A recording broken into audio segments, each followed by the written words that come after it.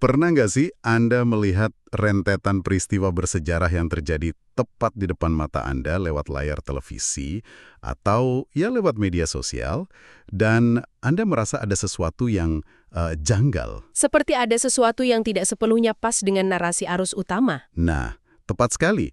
Sesuatu yang bertolak belakang dengan apa yang selama ini kita dengar dan kita percaya. Jadi, selamat datang jika Anda adalah tipe orang yang selalu haus akan konteks, yang tidak puas cuma dengan baca judul berita, dan ingin paham akar dari isu geopolitik yang sangat kompleks ini. Anda berada di tempat yang tepat. Betul. Dan hari ini kita punya materi yang sangat memikat. Sangat memikat. Dan jujur aja, ini memicu banyak sekali pertanyaan di kepala saya. Hari ini, kita akan melakukan eksplorasi mendalam terhadap sebuah transkrip video YouTube dari kanal bernama The Mahdi Has Appeared. Spesifiknya, video ini punya judul yang cukup provokatif, yaitu Kematian Khamenei, Haruskah Umat Islam Berduka? Judul yang berani. Sangat berani. Misi kita hari ini untuk Anda adalah membongkar sudut pandang yang sangat mengejutkan mengenai runtuhnya Republik Islam Iran. Ini bukan analisis geopolitik biasa yang, ya, Anda temukan di berita malam. Sama sekali bukan. Tapi sebelum kita melangkah lebih jauh dan membedah argumen-argumen di dalamnya, saya harus mengambil waktu sejenak untuk memberikan sebuah batasan yang sangat-sangat krusial di sini. Silakan, ini bagian yang penting. Sumber materi yang akan kita eksplorasi hari ini mengandung pandangan politik, sejarah, dan terutama agama yang sangat syarat makna. Pandangan ini sangat tajam dan punya implikasi teologis yang luar biasa mendalam bagi jutaan orang di seluruh dunia. Iya, implikasinya masif. Karena itu, kami berdua ingin secara tegas, jelas, dan tanpa keraguan menyatakan bahwa kami sama sekali tidak memihak. Kami tidak mendukung sayap kiri, kami tidak mendukung sayap kanan, dan kami sama sekali tidak berafiliasi dengan pandangan sekuler, religius, atau faksi politik manapun yang disebutkan di sini. Kita berdiri di tengah, netral mutlak.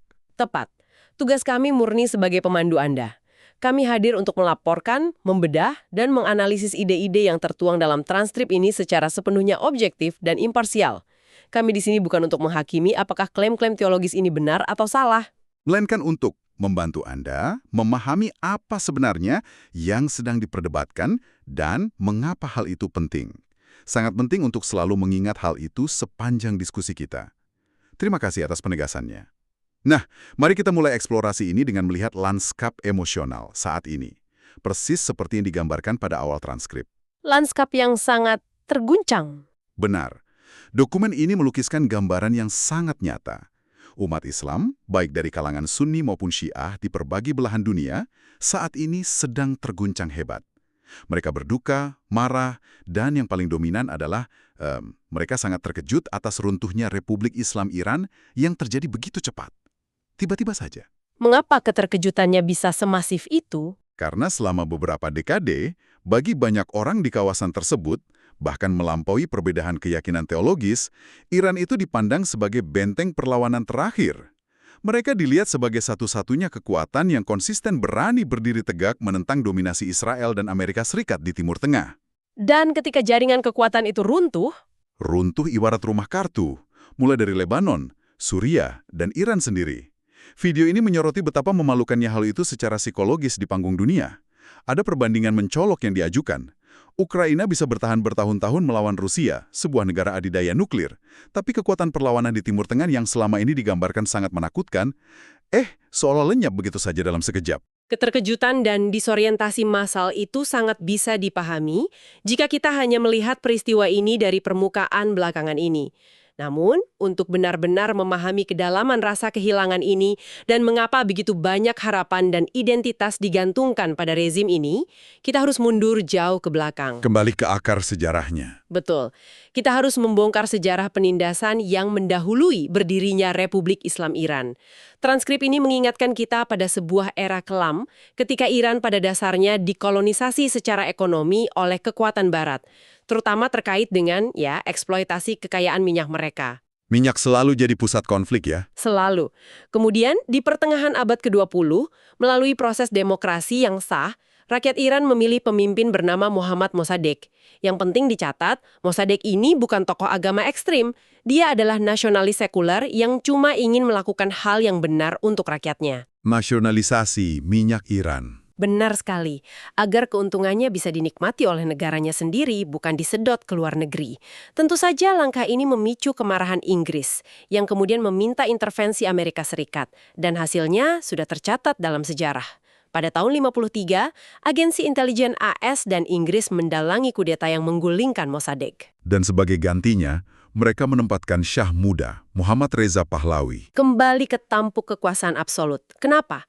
Karena mereka yakin dia adalah pion yang bisa dikendalikan demi mengamankan minyak barat. Dan cara Syah Pahlawi ini memerintah, sungguh luar biasa tiraninya. Setidaknya berdasarkan fokus sumber kita ini ya.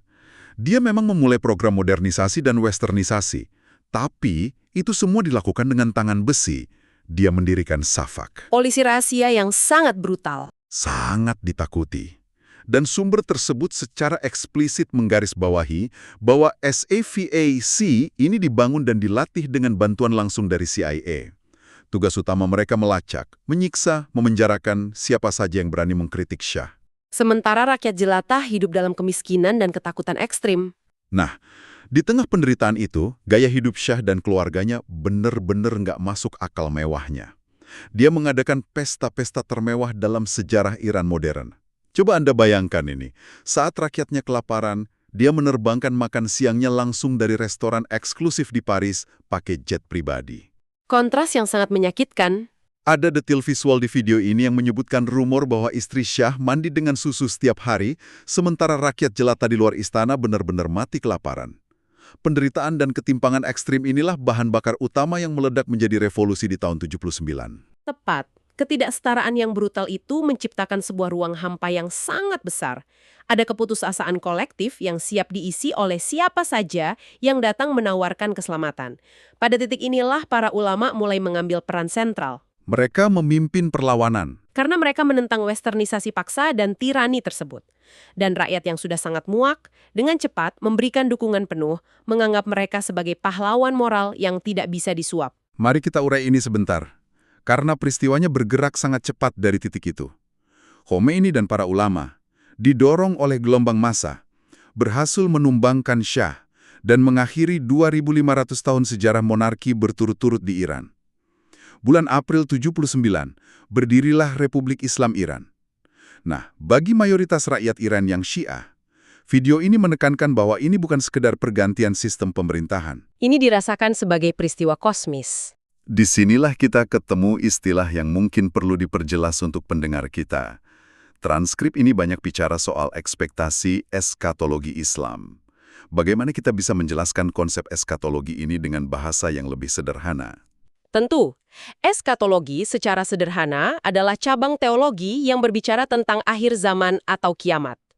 Dalam konteks Islam Syiah di Iran, eskatologi ini sangat berpusat pada penantian kedatangan Imam Mahdi. Mahdi diyakini sebagai sosok Mesias, penyelamat yang akan muncul di akhir zaman untuk menghancurkan kezaliman dan menegakkan keadilan mutlak. Jadi bagi rakyat Iran saat itu, Mereka baru saja menghancurkan diktator. Mereka merasa ini adalah pemenuhan nubuat suci. Revolusi dilihat sebagai langkah konkret menyiapkan tahta menyambut Sang Mahdi. Pemahaman psikologi ini kunci utama memahami video ini. Karena sumber tersebut mengajukan klaim berani bahwa begitu revolusi berhasil, rakyat sebenarnya tidak diselamatkan. Sebaliknya, mereka terkena semacam mantra. mantra, maksudnya kayak semacam ilusi massal. Benar, penipuan massal berskala luar biasa. Skalanya diklaim begitu rumit sampai-sampai intelijen top barat seperti CIA atau Mossad tidak pernah benar-benar paham bagaimana mekanisme psikologisnya bekerja. Para ulama yang mengambil alih kekuasaan, menurut sumber ini, bertindak bagaikan serigala dan rubah. Mereka membajak narasi akhir zaman itu kan? Iya. Mereka orang terpelajar, tahu banyak soal hadis, tapi alih-alih menunggu Mahdi, mereka secara sengaja membajak narasi nubuat tersebut dan menerapkannya pada diri mereka sendiri. Proses manipulasinya, seperti yang digambarkan di video, terdengar sangat sistematis. Mereka menguasai semua instrumen komunikasi. Mesin cetak, surat kabar, pamflet di jalanan, khotbah Jumat. Dari monopoli ini, mereka menciptakan mitos baru. Mengangkat diri mereka dari pemuka agama menjadi entitas setengah dewa.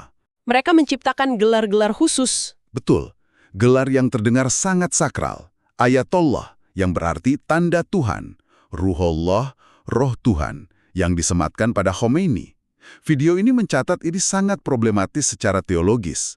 Gelar absolut itu harusnya cuma untuk sosok utusan Tuhan yang tak berdosa. Tapi lewat propaganda, mereka mengubah Khomeini jadi legenda hidup. Menyandingkannya dengan mujizat para nabi. Ya, seolah kehadirannya sehebat Musa membelah lautan atau Muhammad membelah bulan. Dia dijadikan figur yang tak tersentuh kritik. Dan perhatikan bagaimana pengkultusan ini berujung pada sesuatu yang nyata secara politik. Dari mitologi ini lahir doktrin baru yang disebut Wilayat al-Faqih, otoritas ahli hukum Islam. Implikasinya sangat mengerikan bagi kebebasan individu. Ini pada dasarnya adalah instrumen kontrol tertinggi ya. Tepat sekali. Konsep ini menyatakan selama Imam Mahdi belum muncul fisik, kekuasaan mutlak ada di tangan pemimpin tertinggi. Mekanismenya mengikat secara psikologis. Jika Anda tidak tunduk absolut pada pemimpin tertinggi, Anda otomatis dianggap kafir. Wah, konsekuensinya bukan cuma di penjara negara. Lebih dari itu, secara spiritual Anda diyakinkan bahwa sholat Anda tidak diterima Tuhan, puasa ditolak, dan di akhirat pasti masuk neraka. Ini mahakarya otoritarianisme, perpaduan kediktatoran politik dan ketakutan spiritual absolut. Sistem ini menuntut kepatuhan buta. Berarti kalau Anda menentang pemerintah, Anda diyakinkan sedang berperang melawan Tuhan itu sendiri. Senjata psikologis yang brilian sekaligus menakutkan. Dan yang bikin meluas, mereka nggak menyimpan mantra ini cuma di dalam Iran. Nah, kalau kita hubungkan ini dengan gambaran yang lebih besar, dalam geopolitik Timur Tengah, kita lihat ilusi ini diekspor. Elit Teheran ingin seluruh dunia Arab menundukkan kesetiaan ke mereka, dan mereka berhasil menerapkannya di Suriah, Irak, dan Lebanon. Lebanon ini contoh kasus yang sangat menonjol. Transkrip ini membahas bagaimana Iran mendanai milisi di sana dengan Hizbullah sebagai contoh utamanya. Mereka beroperasi sebagai pemerintah bayangan di dalam negara berdaulat. Pasukannya jadi berpanjangan tangan militer Iran. Kuncinya, kesetiaan absolut mereka bukan pada negara Lebanon, melainkan ke pemimpin tertinggi di Iran. Lintas perbatasan secara langsung. Tapi jujur ini agak membingungkan saya. Gimana caranya ulama Iran meyakinkan orang di Lebanon untuk menyerahkan nyawa pada pemimpin di negara lain? Video ini menyebut soal Hasan Nasrallah dan mengaitkannya dengan nubuat tentang karakter bernama Yemeni. Gimana mereka menghubungkan pemimpin milisi modern dengan teks kuno ribuan tahun? Disinilah letak rekayasa tingkat tingginya. Transkrip ini menyebutnya sebagai praktek penjahitan hadis atau hadis stitching. Ingat, mereka berurusan dengan masa religius yang merindukan akhir zaman. Jadi ulama mulai menyisir teks kuno, mencari pahlawan nubuat seperti Yemeni ini. Lalu mereka paksakan tokoh kontemporer masuk ke peran itu. Benar, mereka ambil satu hadis acak tentang pasukan berbendera kuning. Lalu ambil hadis lain yang beda konteks soal kemunculan Yemeni. Mereka jahit kedua teks ini jadi satu narasi. Dicetek di pamflet dan disebar dengan kesimpulan, lihat, Hizbullah pakai bendera kuning, pemimpinnya Hasan Nasrallah. Jadi dialah Yemeni yang dinubuatkan. Mengeksploitasi massa yang nggak punya literatur buat verifikasi teks bahasa Arab kuno itu secara mandiri. Tepat, sebuah manipulasi literatur suci yang terencana. Jadi mereka pada dasarnya nulis naskah film kiamat mereka sendiri dan membagi peran pahlawannya ke sekutu politiknya. Jutaan orang tertipu. Disinilah semuanya menjadi sangat menarik. Mereka habiskan 20 tahun bangun kerajaan bayangan ini. Tapi di tahun 99, video ini melempar kejutan besar. Sosok yang diklaim sedang ditunggu-tunggu, tiba-tiba benar-benar melakukan kontak. Dan kontaknya bukan ke para pemimpin di Teheran. Sama sekali bukan. Narasi berpindah ke pemuda biasa di Basra, Irak Selatan. Namanya Ahmad Hasan. Dia bukan ulama besar atau bangsawan agama. Cuma insinyur muda. Kronologinya dimulai saat dia bermimpi bertemu langsung dengan Imam Mahdi. Mahdi menginstruksikannya pergi ke sebuah mausoleum tertentu. Sebagai pemuda rasional, dia awalnya nolak kan, menganggap itu bunga tidur. Betul, tapi mimpinya terus berulang makin kuat. Akhirnya dia menuruti mimpi itu, pergi ke mausoleum di tengah malam buta. Dan saat dia tiba, kejutan terbesarnya sosok dalam mimpinya benar-benar berdiri menunggunya dalam wujud fisik. Sang Mahdi memberinya misi berat, keluar ke publik, deklarasikan diri sebagai utusan resmi untuk mempersiapkan umat. Pasti orang ngira dia gila, buktinya apa? Video ini menyebutkan soal wasiat Nabi Muhammad. Tolong jelaskan ini. Kenapa wasiat ini jadi argumen teologis yang sangat kuat? Ini fondasi hukum teologis vital mereka. Menurut tradisi Syiah, malam sebelum Nabi Muhammad wafat, beliau mendiktekan dokumen tertulis, berisi nama penerusnya hingga akhir zaman. Dokumen ini dipercaya punya semacam sistem keamanan ilahi. Sistem keamanan ilahi. Maksudnya tidak bisa dipalsukan. Diyakini, Tuhan tidak akan pernah membiarkan penipu secara terbuka mengklaim wasiat itu dan berhasil mengumpulkan pengikut. Kalau ada yang berbohong pakai wasiat ini, Tuhan akan menghancurkannya.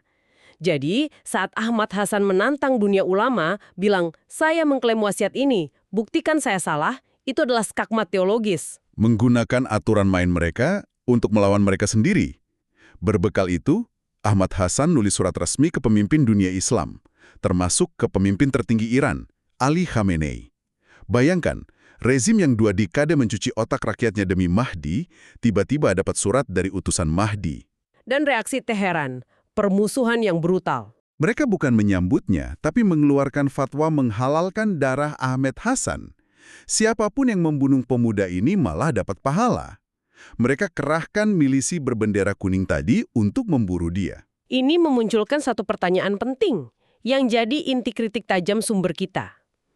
Kalau rezim ini benar didirikan demi Mahdi, kenapa naluri pertama mereka membunuh utusannya saat dia muncul? Karena mereka sebenarnya nggak mau Mahdi itu datang. Tepat. Analis di video menyimpulkan, para elit ini cuma cinta narasi Mahdi sebagai konsep abstrak di masa depan. Kenapa? Karena bersembunyi di balik nama gaib itu memberi mereka cek kosong untuk berkuasa dan menguasai kekayaan. Saat janji diuji di dunia nyata, mereka cuma peduli melestarikan tahta mereka sendiri. Tapi Ahmad Hasan nggak mundur. Dari tahun 99 sampai 2007, dia terus bergerilya. Pesannya menohok. Dia menuduh ulama Syiah ini mengkhianati prinsip fundamental agama mereka. Dia mengkritik keras keterlibatan ulama dalam sistem demokrasi dan pemilu. Kenapa ikut pemilu dianggap pengkhianatan? Mereka menyebutnya pengkhianatan kedua. Fondasi Syiah dibangun di atas keyakinan bahwa manusia biasa tidak punya wewenang memilih pemimpin spiritual lewat suara mayoritas. Pemimpin harus ditunjuk Tuhan. Tapi ulama-ulama di Irak modern seperti Ayatollah Sistani justru menyuruh rakyat ikut pemilu yang didukung Amerika. Benar. Itu ironi sejarah luar biasa. Mereka melegitimasi demokrasi, membuang esensi ajaran agama mereka sendiri. Mereka mengganti penantian imam yang ditunjuk Tuhan dengan presiden hasil coblosan kertas suara. Semata karena itu memberi kendali atas anggaran negara. Menggadaikan teologi ribuan tahun demi kekuasaan praktis. Jadi, apa sebenarnya arti dari semua ini? Terutama buat jutaan orang yang sekarang lagi menangis karena rezim Iran runtuh. Haruskah umat Islam berduka? Transkrip ini menyimpulkan, tidak. Tidak perlu meneteskan air mata. Karena rezim yang hancur ini bukan pelindung agama. Mereka ini rezim penipu yang membajak nubuat demi ambisi politik dan kekayaan duniawi. Analogi di akhir video ini sangat brilian. Bayangkan pertunjukan sulap raksasa. Selama 4 dekade, pesulap merapalkan mantra ilusi, mengubah tirani dan korupsi terlihat seperti perang suci. Runtuhnya Republik Islam Iran ibarat kematian mendadak pesulap itu. Mantranya seketika memudar, ilusinya hancur. Rakyat nggak berduka atas rezimnya, bukan berarti mereka tiba-tiba pro-barat atau suka sama Israel. Opini publik, apalagi setelah tragedi di Gaza, justru bikin penolakan terhadap intervensi Amerika dan Israel makin menguat tajam. Argumen intinya bukan tentang siapa yang menjatuhkan rezim. Ini bukan dukungan buat militer asing. Sudut pandang teologis mereka adalah medan pertempuran konseptual kini telah dibersihkan dari para nabi palsu. Tidak ada lagi mesin negara yang membajak narasi Mahdi. Jalannya kini terbuka dan bersih untuk Mahdi yang sesungguhnya. Wah, ini sungguh perjalanan sejarah dan psikologis yang luar biasa kompleks. Bagi Anda yang mendengarkan, eksplorasi kita hari ini membuka mata tentang seberapa kuat sebuah narasi. Nubuat suci yang diyakini ribuan tahun bisa dipersenjatai jadi alat psikologis untuk mengendalikan jutaan manusia. Dan pelajaran terpentingnya adalah saat kerinduan spiritual dimanipulasi institusi negara, lalu institusi itu runtuh tiba-tiba, dampaknya pasti meninggalkan kekosongan psikologis yang masif di masyarakat. Krisis identitas yang luar biasa. Jadi, saat kita menyelesaikan sesi kali ini, kami ingin meninggalkan Anda dengan satu pertanyaan untuk direnungkan. Ketika sebuah narasi sakral yang jadi fondasi identitas jutaan orang hancur dalam semalam, apa yang akan mengisi kekosongan spiritual itu? Dan coba tanyakan pada diri Anda, narasi-narasi apa di sekitar kita hari ini? Ideologi yang kita anggap kebenaran mutlak, yang mungkin saja diam-diam cuma mantra buatan manusia yang sedang menunggu waktunya dipatahkan. Sesuatu yang benar-benar layak untuk Anda pikirkan. Terima kasih telah meluangkan waktu dan bergabung dalam eksplorasi ini bersama kami. Teruslah bertanya, teruslah berpikir kritis untuk mencari kebenaran di balik setiap narasi, dan sampai jumpa di eksplorasi mendalam kita berikutnya.